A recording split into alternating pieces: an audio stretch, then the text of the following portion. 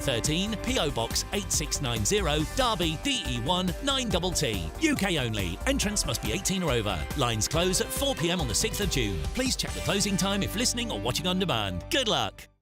Exciting news. Every Friday, my Patrick Christie's Tonight Show is going to have a twist to it. We're welcoming some special guests. You. That's right, on Fridays I'm going to be doing my show in front of a live studio audience because this show is about you and what you have to say. It's going to be the same big debates, same big topics, same big opinions. But every Friday night at 9 p.m, you are invited to come on down to Patrick Christie's Tonight to be a part of the action. Only on GB News, the People's Channel, Britain's news channel. Join me, Nana Akweer, for an informative, interactive news programme with a difference. It's fun. No, he didn't say that, Dave. I'm so surprised. I think there's an element of truth to that. Join me from 3 p.m. every weekend, only on GB News, Britain's news channel. The royal family is an enduring symbol of tradition, unity and pride for Britain. At GB News, we celebrate what makes this country great.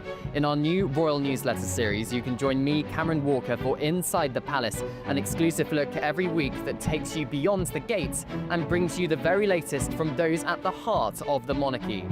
Never miss a royal moment again. Sign up now. Go to gbnews.com/royal newsletter and get the latest straight to your inbox.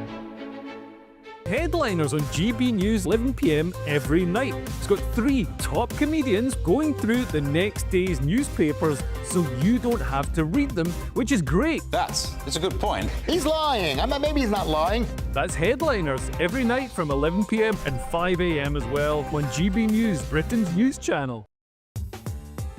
I'm Christopher Hope. From pop stars to politicians, I'll interview anybody in a pub who's got a political opinion. Join me every Friday on Spotify, Apple Podcasts, YouTube or gbnews.com, or wherever you get your podcasts. This is GB News, the People's Channel.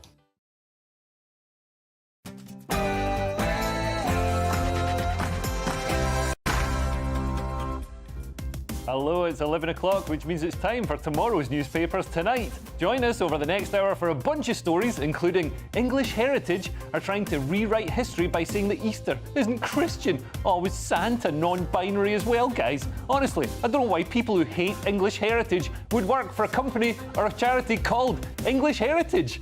And cousin marriage is back in the spotlight. There's some sexy cousins out there. Apparently, it usually happens for financial reasons. I guess it is cheaper to do your Christmas shopping when your wife, cousin and sister are all the same person.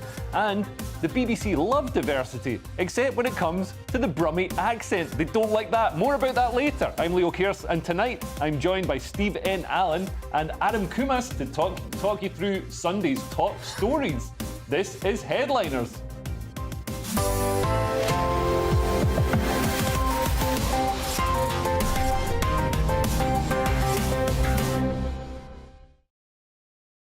But before tomorrow's news, let's go to tonight's headlines with Sam Francis.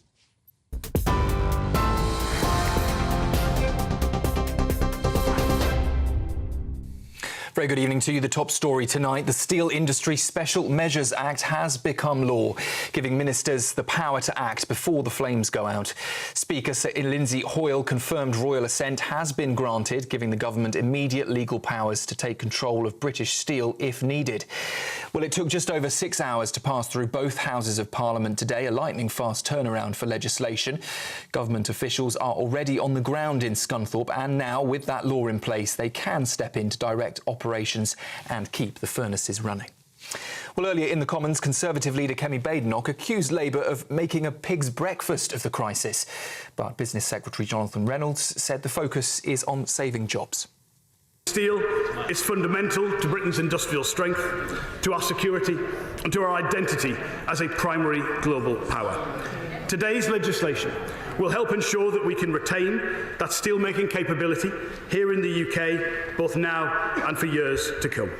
For British workers' security, for British industry's future, and without hesitation in our national interest, and for the workers of British Steel and for their families, this action today is essential.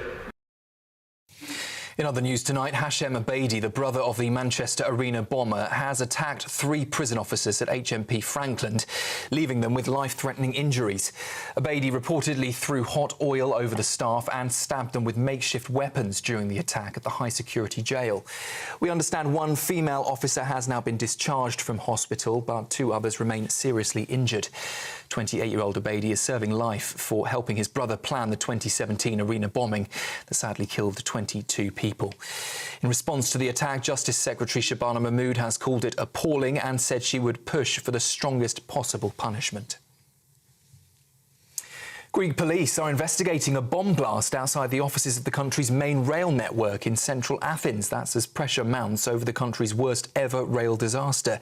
The device exploded on Friday evening after an anonymous caller warned media outlets it would detonate within 40 minutes.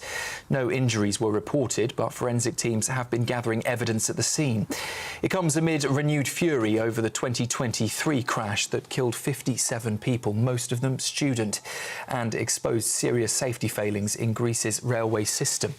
The bombing also follows weeks of protest, with critics accusing the government of failing to hold senior officials accountable. Talks between the US and Iran are underway in Oman, aiming to revive hopes of a deal over Iran's nuclear program. It is the first time that both sides have come to the table since Donald Trump tore up the last agreement in 2018. Iran says it wants a fair deal that limits but doesn't dismantle its nuclear ambitions in return for sanctions relief. Trump's envoy, though, says Iran must never get a nuclear weapon, warning it would be a very bad day if talks fail. Well, they may not be in the same room, but the stakes are certainly huge. And Israel's defence minister has vowed the military will now expand vigorously its assaults across most of Gaza in what could mark a new and decisive phase of the war. It follows the IDF's takeover of a key corridor separating Rafah and Khan Yunis, effectively cutting off the southern tip of Gaza, where over 1 million displaced civilians are now sheltering. Evacuation orders have been issued as Israel warns of fresh strikes after intercepting rockets fired from Gaza, an attack that Hamas has claimed responsibility for. Those are the latest headlines. Plenty more still to come right here on GB News. For the very latest GB News direct to your smartphone, sign up to News Alerts by scanning the QR code or go to gbnews.com/alerts.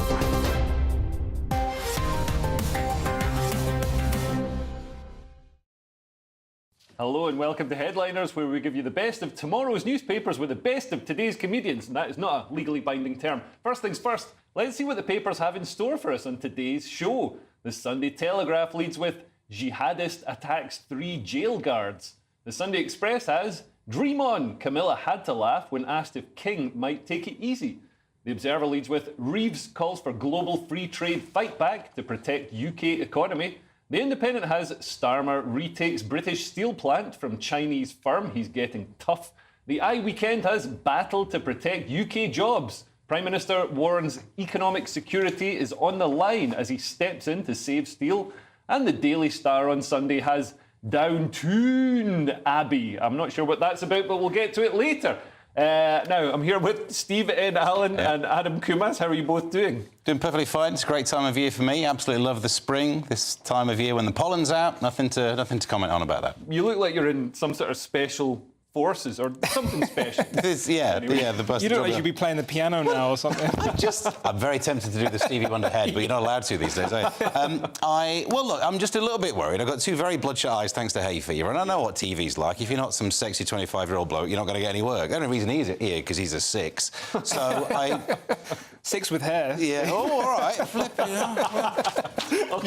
I'll plough on with this then, should I? Let's have a look at the front pages. Oh, no. Before we fall out, let's have a look at the front cover of the Sunday Telegraph. Telegraph has, on the top corner for what's inside the papers, just in case you want to buy it and read it, 6 cheap convertibles to purchase for summer. 6? They are living a very different financial life to the one that I am. I'm not going to buy 6 cars this year. I think you could pick one of 6. And also, they don't specify that it's cars. I mean, the way gender works these days, there could be people. 6 of those. goes. All right, well, that's something for the weekend. Speaking of which, women's spaces protected in an equality revamp. This is interesting, that women's spaces will be protected in an overhaul of the equality laws, where firms will have to specify whether they're talking about sex or gender, and then that just clears up so much of this. Interestingly, though, it happens because the Equality for Human Rights Commission, the EHRC, wants better clarification. Same letters, different order. They are making this very confusing. They also have a picture which is about the workers' ring of steel against Chinese bosses, and there's like a 2-year-old who's very happy about that. 2-year-olds love steel. That's one thing I've learned about that. And we'll get to that story in a minute. But this one, I've got to take these off. Sorry about the state of my absolute face. Jihadist attacks 3 jail guards. This is a terrible story. This catastrophic security failure. The brother of the Manchester Arena bomber, who was also in prison for plotting that attack, through hot oil, he was cooking. Yeah. Oh, I know. Let's get this. Let's get them. What's cooking? It's hot oils. It's sharp things. What a great place for security threat prisoners.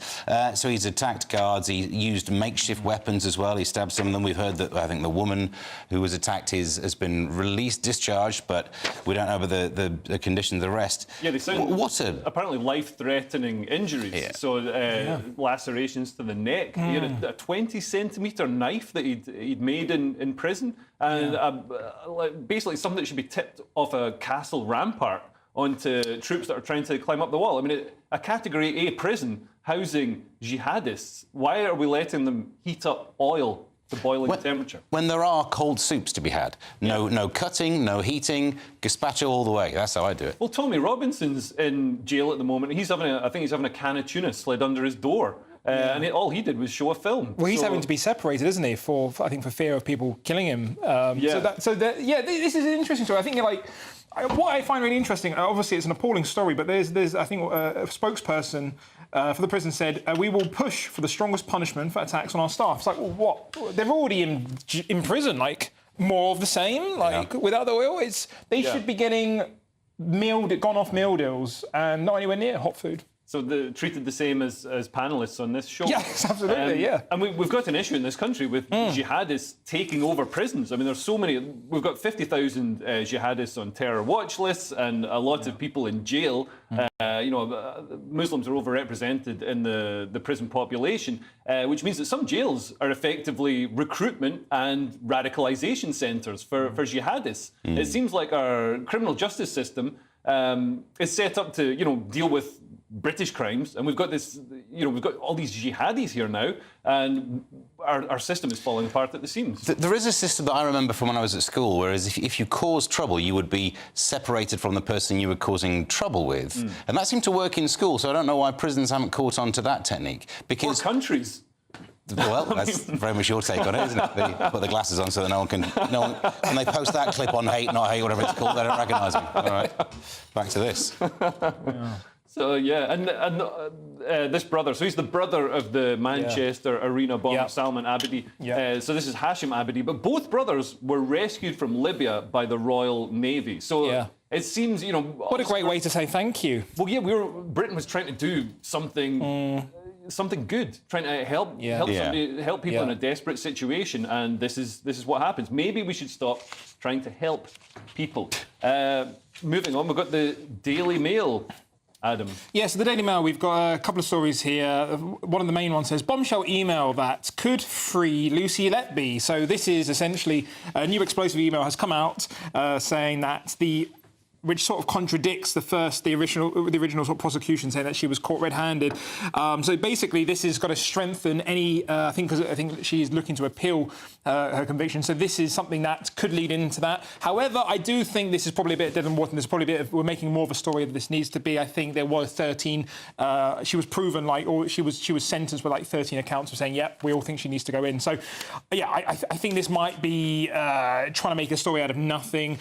We've also got here on the if there's an error in one part of the evidence, doesn't that suggest that there could be errors? I mean, and this is obviously a very serious. This isn't. a case over a parking ticket. This is a case over the worst crimes in humanity. I mean, the woman did have a diary saying I've done horrible stuff, and she'd written everything, confessed. I mean, maybe she just enjoyed writing fiction, but then I've heard arguments advanced that a therapist or something was telling her to write down things in the diary. I don't know. I haven't been following the story so closely. But what does worry me is that we've got one state monolith. We've got the NHS. We've got other state monoliths. The criminal justice system, the police, and I can see, in the Soviet Union, one block of the party, one part of the state would want to find a scapegoat for failings by the organisation, and this is the kind of thing they do. I'm not saying that's what's happened here, but that is. I think this deserves the extra scrutiny. Yes, it definitely deserves extra scrutiny by people who are experts have expertise in this, because there was a story. Well, the point is the internet is full of people who've got solid opinions. They definitely know it was she was banged to rights, or no, it's absolute all fake. We'll be hearing from them now. Actually. Exactly, the internet will be going crazy. But there was the last time there was a story of someone raising some doubt about it. It was talking about the way that the skin is different during anoxemia when a baby doesn't get enough oxygen. Well, that stuff I don't know about. You literally have to do research and do your PhD in this kind of stuff to talk about it. And that's the beauty of a court system, is that they can call those people as witnesses, whereas the internet doesn't, does it? But I think you're really undermining, the people on Mumsnet, and I think they've got a lot to contribute. If they come for me, I'm doomed. They're going back on. They're going back on. We should just do away with the criminal justice system and have Mumsnet. Absolutely. Can handle everything. Well, let's have a look inside the newspapers now. We've got the Telegraph now, and replacement theory is a discredited far-right conspiracy theory. In unrelated news, white police officers are being replaced, Steve. Yeah, in the Telegraph, police told workforce must reflect the diversity of local areas. So on one level, that means, I guess, people don't mind that Midsummer Murders is incredibly white these days. Like, there's 43 constabularies in England and Wales. Some of these might have to lay off some of their ethnic staff, because if it's got to reflect the people who live in that area. Well, that's the thing. We always hear the argument from the point of view of, we must have more ethnic minority staff. But do you think this would ever be used to actually find? I think it's more likely that they do the research and go, we need to ship in about another 1,000 people who fit a different demographic, because Cornwall is not pulling its weight. But instead of, you can make an argument that the police, they do represent. They are from us. They are picked from society. They represent. They are police by consent and all of that lark. So you could have a natural process where you recruit from the population, and through that sampling, you would represent that population. Yeah. Lovely. That's not what they're gone for. Instead, it's positive action, which is linked to this West Yorkshire police case where the positive action is blocking any white people from pre-applying. That doesn't sound very positive for white people. No. I mean, if you view it from that, this is the problem with vectors. From one direction, a positive is a negative. My favourite bit of the story, if you dig down to what West Yorkshire Police have been saying about it, is that you could register your interest before you're allowed to, before they actually open up the interview process, unless you're white, in which case you have to just aim it and get it. And they say, but this confers no benefit to people who aren't white. Well, then why do it then? Do it for everyone then. Yeah, and also, I mean, is there any proof that white people make worse police officers? Surely we should be doing this on merit. Absolutely. I mean, if there's one thing that was drilled into me as a kid in school was Martin Luther King's speech, like treat everyone equally and don't divide them by race. Yeah. I mean, the thing that strikes me though, like with this, if people who are white are getting less time, I mean, it just. I'm sort of thrown back to the time when you would do your GCSEs and you would look at children who got extra time and you'd look at them and go, you're thick. So this could be quite insulting to people of different colours. No, it will. People just go, you need more than 2 days to apply to, There'll be that application. Sort of bigotry of low expectations, and people will assume that anybody from an ethnic minority, isn't there on merit, which is bad for them. And also, in some cultures, there can be corruption, and we can already see negotiated policing and community leaders, leading the police and sort of picking policing from a menu in some parts of Britain, and this could feed into that. And I think maybe having somebody from a alien background isn't necessarily the worst thing if you're coming to enforce the law and make sure everybody gets treated equally. Now, West Yorkshire Police have replied to this. They've responded to this. A spokesman for West Yorkshire Police said, in West Yorkshire Police, we're committed to improving equality, diversity and inclusion within the organisation. We strive to be more representative of the communities we serve. Positive action allows people from underrepresented groups who express an interest in joining the force to complete an application which is then held on file until a recruitment window is opened. No interviews are held until the window is officially open to all candidates. Enabling people from underrepresented groups to apply early does not give them an advantage in the application process. It simply provides us with more opportunity to attract talent from this pool of applicants. Oh my God, that was longer than you wanted it to be. Why did he start off from West Yorkshire and then very much become Japanese towards the end? I'm showing my range. That was still very Scottish. I expected you to say, I ate that duck. Just like that. OK, well, let's look at the next story, which is, and I do apologise to everybody north of Watford there. We've got the Telegraph now with EDF finding a way to make green energy more affordable. They employ illegal migrants. Adam, what a great idea. Absolutely, Leo. This is what at GB News we call a GB News bingo. It's got migrants, it's got renewable energy. It's a shame none of them were trans, to be honest. This is a story about illegal migrants being used to repair EDF solar farm. So the Home Office immigration enforcement officers raided an EDF's Portwen solar farm in North Wales after reports that migrants had been hired to work without permits. Now, what's really interesting is locals basically snitched on them after just realising none of them could speak English, which I think is quite a funny story. But it was in Wales. Yes, well,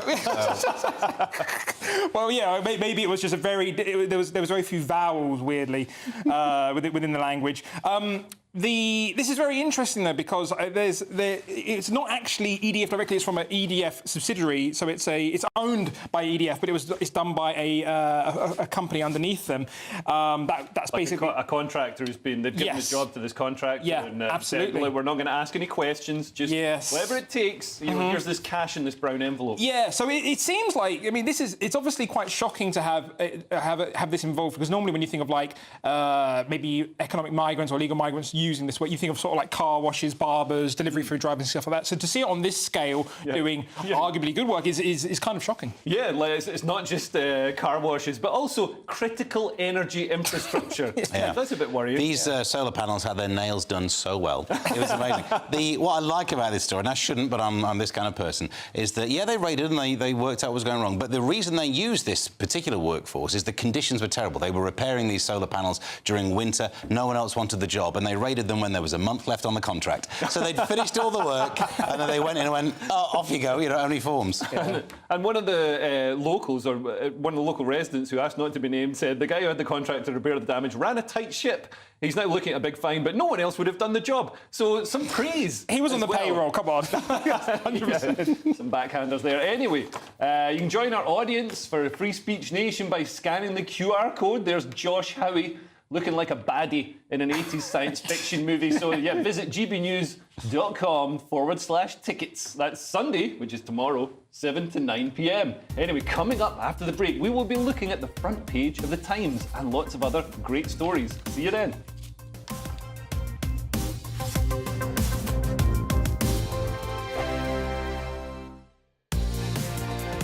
Mornings don't have to be tiresome, especially if you have the right company.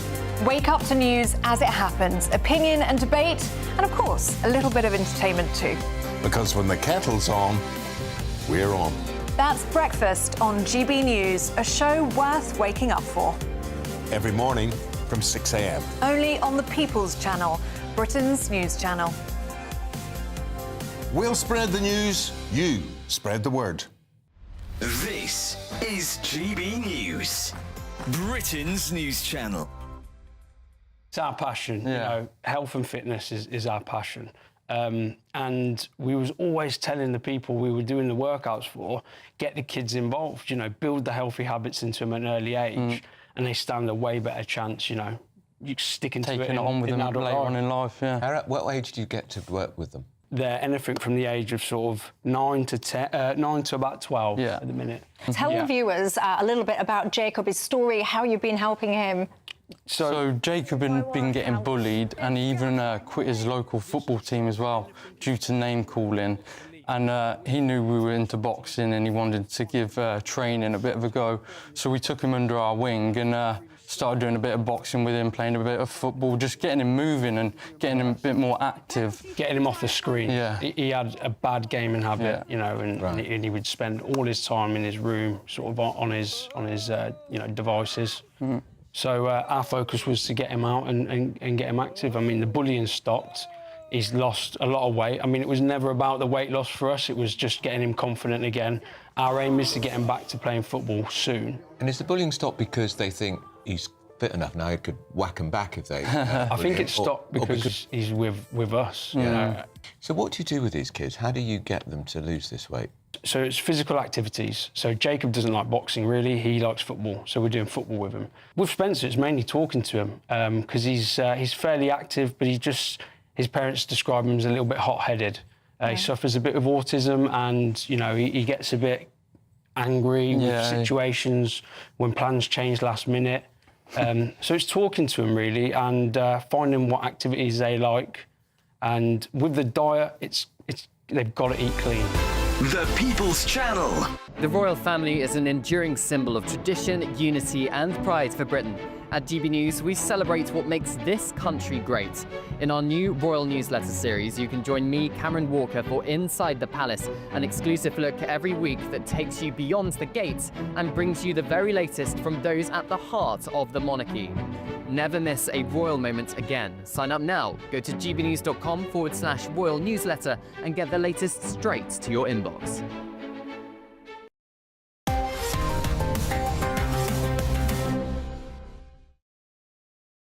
Welcome back to Headliners, and we'll just go to gbnews.com/yoursay for some of your comments. Nodding Donkeys, interesting name, says terrorists in prison should be stripped of their access to the very material that they use to justify murdering and violating our human rights. Yeah, they should have no access to anything they could do harm with. And Aubrey Nestor says, "Hi Leo, please can you reassure Adam that the EDF solar farm employs transformers?" I like a bit of wordplay. Yeah, but wordplay there, lovely. And let's have a look at the front page of the Sunday Times, Steve. Sunday Times goes with Navy on alert to escort fuel in steel crisis. Well, I know we'll get more into this in later papers, but the military may be mobilised. We're at war with China. Just thought, I can't believe that's like the third story, and we're at war with China. We'll talk about that later on. They also talk about the bomber's brother stabbed jail staff. Hong Kong bans MP on trip to see her grandson. Yeah. We are not doing very well when it comes to having MPs thrown out of other countries. Yeah, it seems to be happening more. We're up to 3, which is quite a lot, isn't it? Maybe it's a reflection on our MPs. Well, it could be. In this case, we don't particularly know, but an MP has been refused entry to Hong Kong to visit her newborn grandson. King Kong. Playing ping pong. What's happened? You don't need to laugh. You can just let it. What's happened? I don't know what. You've had a stroke or I have. I'm not sure which one. It's because you're wearing the glasses. Everything's become ridiculous. Do you know what? It still stings to try and read this. But anyway, she's not allowed in. She reckons it's because she's an MP. So, right. Yeah, we're not as popular as we used to be. Yeah, and other countries are also being more sort of anti-democratic, as are we. But this story about the steel and the Navy escorting the fuel, this is a big move. I mean, this is on the front cover of the Eye as well, Adam. Yeah, absolutely. So on the Eye, we've got a battle to protect UK jobs. The PM warns economic security on the line as he steps in to save steel. So obviously, it's an interesting situation because if the British Steel Scunthorpe was to shut down, to my knowledge, this would be the only way we can produce virgin steel on our own grounds. And obviously, this is owned by the Chinese, so that they have a vested interest. If they were to shut it down, we'd probably have to end up buying it from them. Yeah. But as we know, if we are on the brink of World War III, it's probably a wise idea to be able to produce some of our own steel for things like railway tracks and infrastructure and things like that. Tanks are made out of steel. Yeah, and pretty much anything to do with going to another country and fighting it, using bullets and rockets and things like that. You need lots of steel for. Steel is a vital strategic industry. Yeah, and with it being a security thing, not a business commodity thing, should we have ever had the only way of making it being owned by China anyway? So look, I understand what's happened today, and I think it's the right decision. And it's interesting that politically, the left, who loved the idea of things being nationalised and reform going, you know, show your cojones and actually renationalise this. Yeah. That could happen. It's likely to be the next. That's not what's happened today. It's just that now we're in charge of it.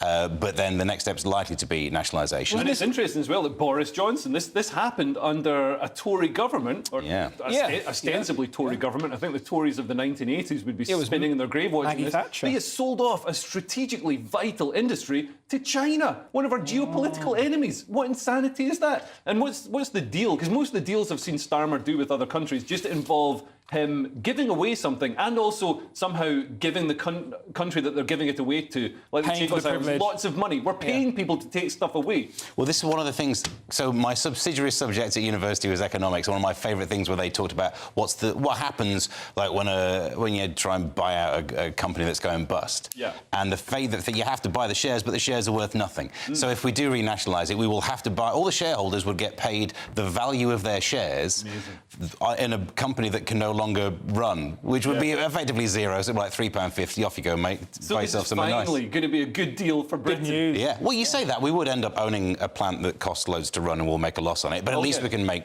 Well, all we need to do as a nation is buy our own steel from ourselves. Well, apparently it was losing £700,000 a day. But, I mean, what's that? Like 20... How many Travelodge? This place loses half that. OK. Well, let's have a look inside the papers now. We've got the Sunday Mail now with divisions in Ukraine over divisions in Ukraine, Steve. Ukraine could be carved up like Germany after World War II as part of US-backed peace deal in bid to end war. Don't spoil it for me. I've taped the news. What happened with this Germany situation? Did it end up well? I'll tell you what happened. The West won, so maybe at some point... Did the West win? Well, I think the Soviet Union won, judging by the fact that the entirety of the West has turned into, like, basically a weak version of communism. I said don't spoil the ending for me. It just got good, the bit I got up to. But yeah, I mean, the update on this one is basically... invading countries works because you'll get the bit that's one side of the river.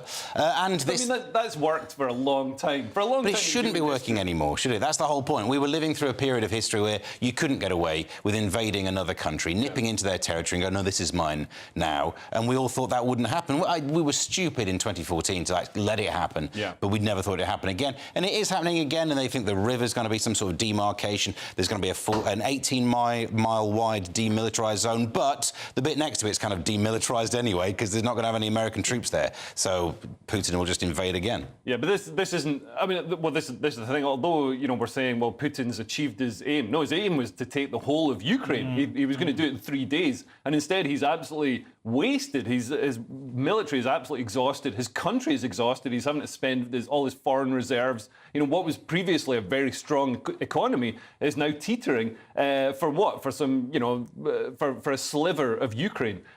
So his objectives have failed. And this isn't a partition of Ukraine. This is just, you know, carving out areas that would have the security administered by the USA or by European countries. Yeah, absolutely. I mean, whenever I see any new sort of developing stories coming about Ukraine, like there's always one question that's quite prominent at the front of my mind, which is just, you know, has Zelensky said thank you? Yeah, because you know has he got a suit on? Has he got a suit on? Like, is he dressed? God, that was a tough watch. Is he dressed like Adam Kumas? Yeah, exactly. You'd never go to the White House. No, absolutely, and I'd definitely be saying please and thank you, of course, because I want to survive. But yeah, no, it's interesting, isn't it? I think what we've learned from this is, despite Trump shaking a lot of things up in the States and making good on some of his promises, it's clear that the conflict is definitely a lot more complex than he initially imagined, and things that are out of his control he can't sort of switch or resolve overnight. So yeah. Well, let's try and squeeze in one more story before the break. We've got the Sunday Mail now with Britain's Pakistani community keeping an old Norfolk tradition alive. Unfortunately, that tradition is marrying your own cousin, Adam. Yeah, absolutely. There's a lot of cousin marryings going on around the country. You can count them on all your 6 fingers. So there's what's interesting. So this is from the Daily Mail. The headline reads: "The horrifying truth about the first cousin marriages in Britain." Now, what's interesting about this, why they're referring to it as being horrifying, is because no council seems to have any sort of record of how much of this is going on, because it's not required to sort of keep track of this. So we don't know. All we do know, the last bit we do have is saying about 10 years ago it was thought to as much as 37% might be within the Pakistani community, might be sort of within cousin marriages. Well, yeah, and there are studies that show even higher than that, and I can understand why so many councils don't want to record this data, because you know, it could be used by people like me to make fun of stuff. But yeah, there's a 5-year study in 1993 by Bundy and Hallam that found that 75% of the Pakistani community in Bradford had cousin marriages. That's higher than in Pakistan, where it's just 64%. Well, it's different with Bradford, isn't it? Because you know, if you do have like inbreeding, it does heighten the risk of birth defects and the delays in like learning and speech problems, and that's just on top of them coming from Bradford. So there's apologies, but also, you know, stop inbreeding. But yeah, there's the one glimmer of hope I think about this is that they did say that it does seem to they do suspect it might be going down. So like with people might be thinking, oh, this is pretty gross. Yeah, but dating apps are saving us. 75% seems so high that I'm not sure there are enough cousins. Do you know what I mean? Some of those cousins must have to marry 2 other cousins to manage to get 75% of people marrying cousins. It feels like it doesn't work. It's a pyramid scheme. But I don't understand this. I like the good old days when you could make fun of cousins marrying. That used to be a punchline. You could make jokes of people who drive Skodas. And now the world has changed and I can't cope. And now you'll be called Islamophobic if you do it. I mean, I think maybe they're just getting ready for the coming apocalypse. If sea levels rise, you're going to want those webbed fingers. You're going to be like... Inbreeding should be safe for the royal family and no one else. Well, I don't think even they do it anymore. Anyway, coming up, we'll be looking at the front page of The Observer and many more fantastic stories. See you in a minute.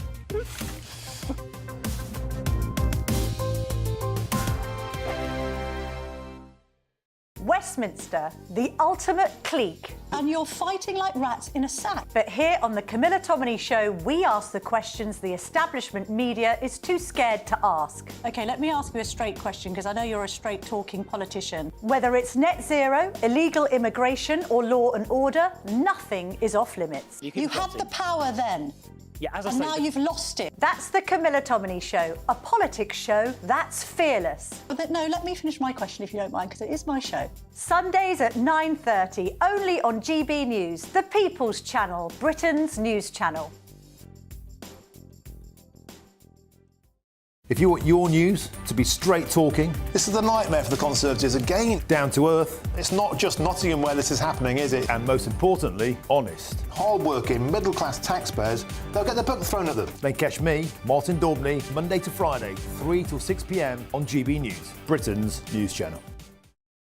Hi, I'm Michelle Dewberry, and my show is your opportunity to cut through all the noise and dive in headfirst to some robust debates. Ideas clash. Situation, isn't it? Because the failure is... You're deliberately avoiding my point. Nothing's held back. And if you think this is the end of it, wait for more. And we do not shy away from the difficult stuff. Sometimes I want to shake people and say, if only you understood. So join me on Jubes & Co. weeknights at 6 p.m, only on GB News, Britain's news channel. Join me, Nana Akweer, for an informative, interactive news programme with a difference. It's fun. No, he didn't say that, Dave. I'm so surprised. I think there's an element of truth to that. Join me from 3 p.m. every weekend, only on GB News, Britain's news channel. I'm Christopher Hope. From pop stars to politicians, I'll interview anybody in a pub who's got a political opinion. Join me every Friday on Spotify, Apple Podcasts, YouTube or gbnews.com, or wherever you get your podcasts. This is GB News, the People's Channel. We're proud to be GB News, the People's Channel. And as you know, we always love to hear your views. Now, there's a new way of getting in touch with us at gbnews.com/yoursay. By commenting, you can be part of a live conversation and join our GB News community. You can even talk to me, Bev Turner, or any of the members of the GB News family. Mornings don't have to be tiresome, especially if you have the right company. Wake up to news as it happens, opinion and debate, and of course, a little bit of entertainment too. Because when the kettle's on, we're on. That's Breakfast on GB News, a show worth waking up for. Every morning from 6 a.m. Only on the People's Channel, Britain's news channel. We'll spread the news, you spread the word.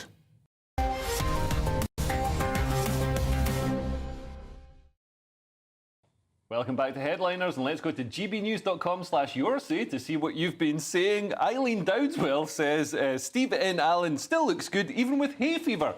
Yep, same again, bartender. It's a Saturday night. Sorry, Steve. I'll tell you what I can get, though, to be fair. I'd wink, but I can't. Yeah, we just get stuck together. Yeah. And we'll be like that for the rest of the show. Moving on, let's have a look at the front cover, of The Observer. Reeves calls for global free trade fight back to protect UK economy. New measures to help tariff-hit firms and ambitious plans to foster closer ties to EU. At the moment, we've been, or so far, we've been quite scared to move because you don't want to anger. I mean, man, now's the time to move. Trump is very much focused on the war with China, the trade war with China. So now you could kind of negotiate things. But I hope that this idea of having more free trade, which I think would be really useful if we do it with everyone else other than America. And then we are in a unique position where we've still got the old numbers. We can call up the EU, and it's, we're still friends and go like, hi, how you doing? It's been a while. And we've also got the Commonwealth. We could line up some trade deals here. Yeah. It would be the great time to do it. Yeah, Liz Truss could be the person to do it. It's cheese you mainly want to serve, yeah. And Jaffa cake. And also, I mean, America isn't even though America is a huge player in the world economy, I think it only takes in something like 15% of world imports. So it's not, it's just 85% of the, 85% of the stuff of the world we can still sell to. Yeah. I mean, well, I remember when the tariffs first came out, economists were sort of divided on they didn't think it was going to be necessarily all bad. They thought for other countries, we might see an influx of goods and competition because they might go, if we can't sell it to America because they're huge tariffs, we're just going to give them at a discounted rate. So it could still benefit. Yeah. Although we might have lost a bit of our benefit because we were the lowest tariffed country in the world. We had just 10%. We were laughing at the EU. They had 20%, and we were saying, Brexit was great. Look, we told you. Yeah. And then all of a sudden, Trump has lowered everyone to 10%. We got made right mugs. Yeah. Anyway, let's move on and have a look at the front page of the Sunday Express. Yes, Sunday Express. So the headline reads, Dream on. Camilla had to laugh when asked if King might take it easy. The Queen says the King is driven by helping others, so there's no chance of him reducing his workload despite his ongoing cancer battle. This is. I think everyone's.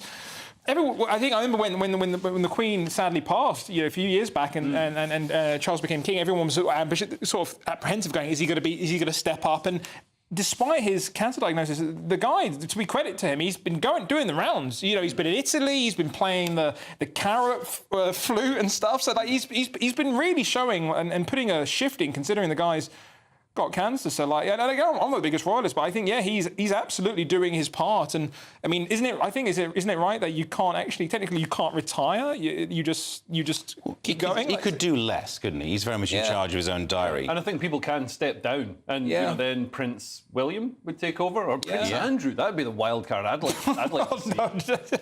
He changed things, wouldn't he? That was But I understand why he's not stepping back. He's had all these worries, and the question was like, would you want to do slightly less? He's waited his entire life for this job. Yeah. He's done. Surely, from being young, he must have known at some point I will get to be king. And it's ended up being so late in his life. Yeah. I'm with him on this one. Fill that diary. Do all the things you want to do. Yeah. It's Get like, on him. Fill your boots. Taking a look inside the newspapers now, we've got the Telegraph, and English Heritage claim that Easter isn't Christian. What's next? Was the Last Supper vegan, Steve? There's the headline. English Heritage claims Easter not originally Christian. And you think, is this because it wasn't the Christians that nailed him up? No. It's because... I think the error here is the headline, because that's not really what the story is about. Yes, the point is that... Stop making it less provocative. No, there is an error. No, but the Telegraph... You're hurting our viewers. The Telegraph, but the Telegraph's doing its thing. They're saying it's not Christian. No, they're saying... It's not about that it's not originally Christian. Their error is, what they've done is they said, originally this was like some pagan festival where it comes from the goddess Oastra, and they stopped there. And you'd think something else happened to do with Easter that's kind of a big hitter about what Easter is. You're seriously defending these Satan-worshipping communists? No, I'm pointing out that the Telegraph has got the headline wrong. The story should be they've missed out the Christian bit, rather than they said it's not originally Christian. It's not originally Christian, but you think you'd mention it. It would come up. It is originally Christian.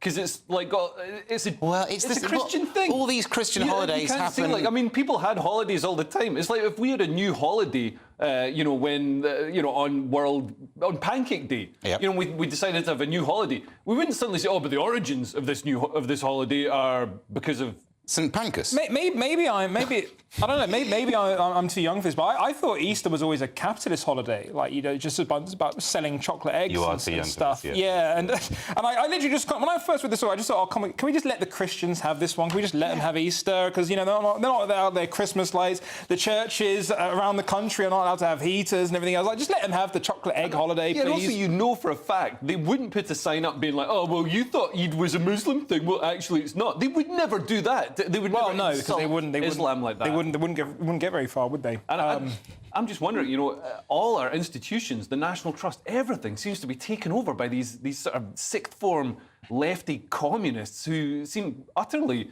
misplaced in where they're working. I used to be one of those. Yeah, you grow out of it. They'll grow out of it. You haven't finished. Let's move on. We've got the Telegraph again with a reason to love net zero, Adam. Yes, exactly.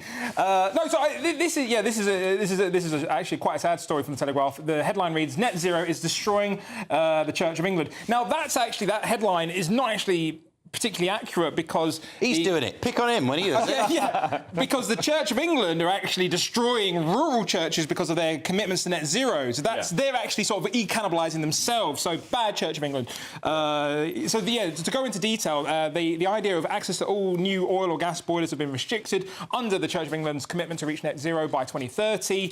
And essentially, what this has done is a lot of rural churches who are struggling and they're not allowed to get new gas boilers or things like that, they're left being. And, you know, and they've been landed with huge amounts of, like, costs to potentially heat up their churches with heat pumps, and these are simply not suitable. So now what you've got is a bunch of churches which is essentially rotting, they're damp in the colder months. Yeah. It's actually harming the people going in who want to go to services, so you're getting reduced turnouts and stuff. And actually what you're seeing in some of these churches is they're actually sort of technically illegally installing gas boilers, and then the judges are actually retrospectively just going, actually, OK, it's fine, because you've proven it's not there. But the fact they're having to jump through these loopholes is ridiculous. Yeah, it's disgusting. I mean, the Church of England, they've done enough work killing off Christianity. Now they seem to be trying to kill off their parishioners as well. I mean, the old people who go to church are going to be freezing. This is a terrible thing to do to them. And also, why are they worried about climate change? I mean, have some faith.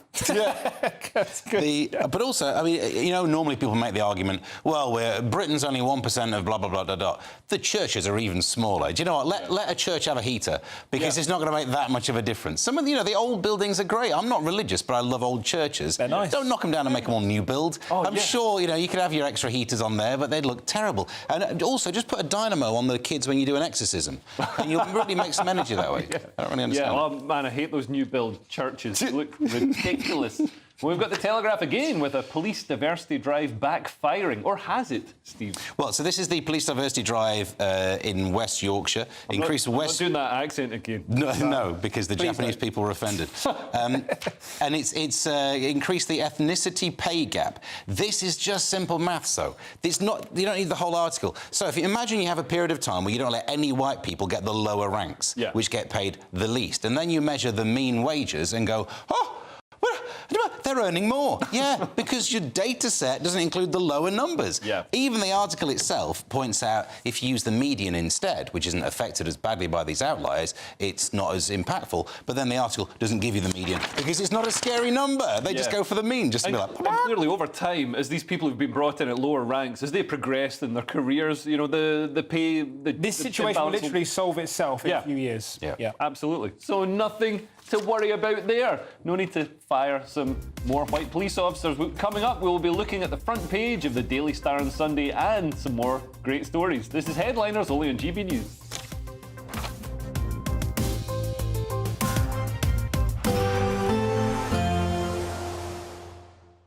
You're looking happy. Well, the forecast looks good. So you've sorted the travel insurance then? All Clear Travel Insurance sponsors GB News Travel Destinations Forecast. Hello there, it's an east-west split across the Mediterranean as we go through the next couple of days.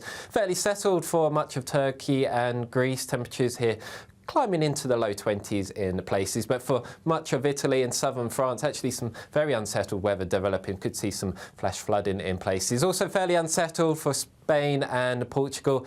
Although down towards the Canaries, we should see some decent sunshine. For Tenerife, Wednesday, Thursday, we could see highs reaching 23 degrees. All Clear Travel Insurance sponsors GB News Travel Destinations Forecast. Hello there, welcome to your latest GB News weather forecast on the Met Office. Well, for the next few days, most of us will probably see some rain at times, but there still will be some sunshine around, and for all of us, temperatures returning to nearer to normal for the time of year. Reason for the change is we're really now being dominated by areas of low pressure, and these weather fronts will be the focus of some spells of rain. So as we move through into the early hours of Sunday morning, these bands of rain will spread their way eastwards. I think most of us by the early morning will probably see at least a few splashes of rain. But with the cloud and rain around, for most of us, a milder night than what we have seen of late, although we could just still see a touch of frost across the very far west of Scotland. So moving into Sunday morning across Scotland, actually be a fairly cheery start for most. Still some overnight cloud across the east, but that will clear away. And then really we're just then watching showers move in from the west. A very similar story for Northern Ireland, most dry and bright, but showers in the west will spread their way eastwards. And then for England and Wales, more in the way of cloud here. Still some breaks in the cloud. And again, the risk of a few outbreaks of rain. But as we go through the course of the day, I'm hopeful some of this cloud will break up a little bit. And for really most of the UK, it's going to be a mixture of sunny spells and scattered showers. And some of these showers will be potentially on the heavy side, maybe even the odd rumble of thunder. But what we'll all notice tomorrow is a dip in the temperatures, still reaching around 16 or 17 in the southeast. But I think for most of us, generally looking at the low teens. So then moving into Monday, actually for many eastern areas, probably be a fairly reasonable day, but for most of us, further outbreaks of rain working their way in from the west. Again, another dip in temperatures on Monday, so feeling quite cool in some western areas, but maybe just hanging on to the warmth in the east. But really, middle of the week for most of us will be changeable with temperatures around average. This is Britain's Newsroom, where your voice matters. It's just astonishing. With expert analysis and honest opinion, we don't just keep you informed. We bring you unique perspectives you won't see anywhere else. Can't argue with any of that. When the news happens, it happens here. On Britain's Newsroom, weekdays from 9:30 a.m. Only on GB News. I'm Christopher Hope. From pop stars to politicians, I'll interview anybody in a pub who's got a political opinion. Join me every Friday on Spotify, Apple Podcasts, YouTube or gbnews.com, or wherever you get your podcasts. This is GB News, the People's Channel. In the GB Newsroom, we bring you the news as it happens. With our team of dedicated journalists across the UK, we're ready to keep you up to date with what's happening every half an hour, every single day. Bulletins here on GB News, the People's Channel, Britain's news channel.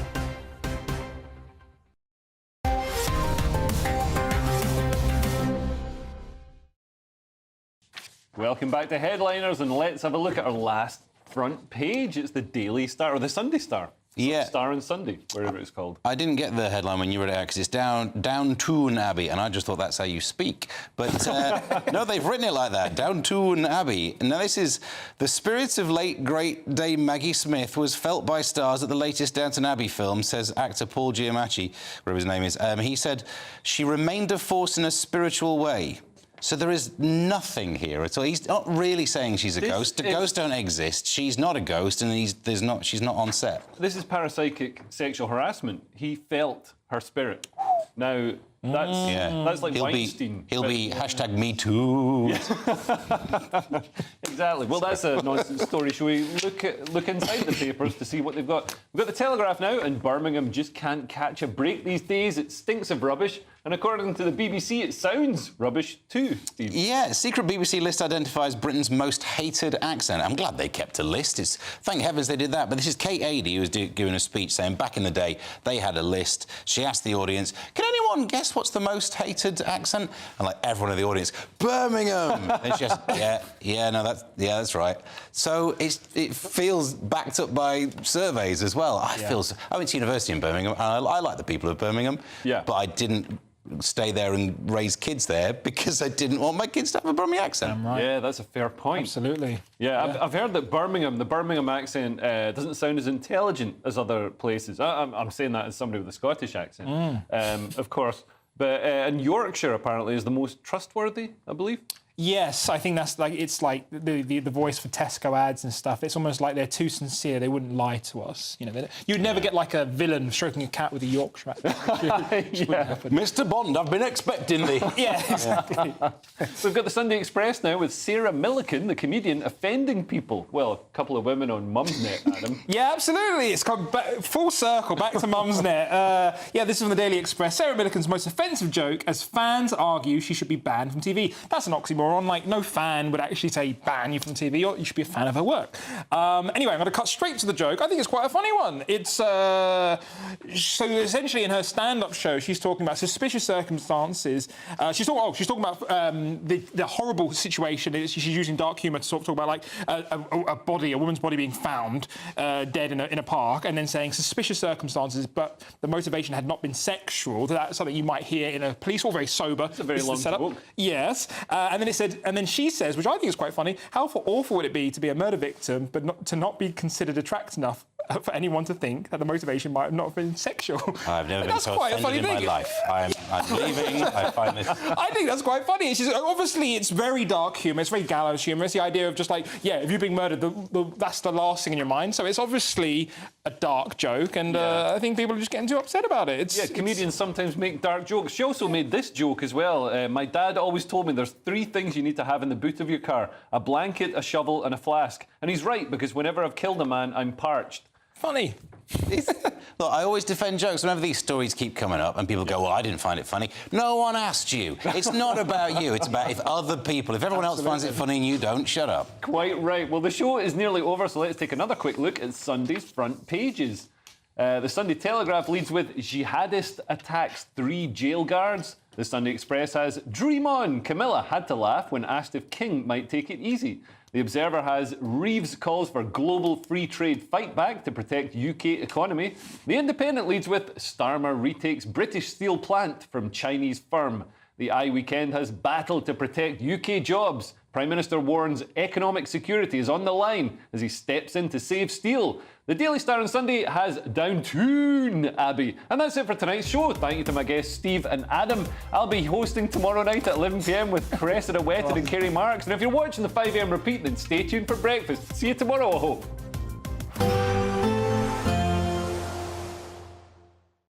Expect a warm front, moving from the kitchen right through to the rest of the house.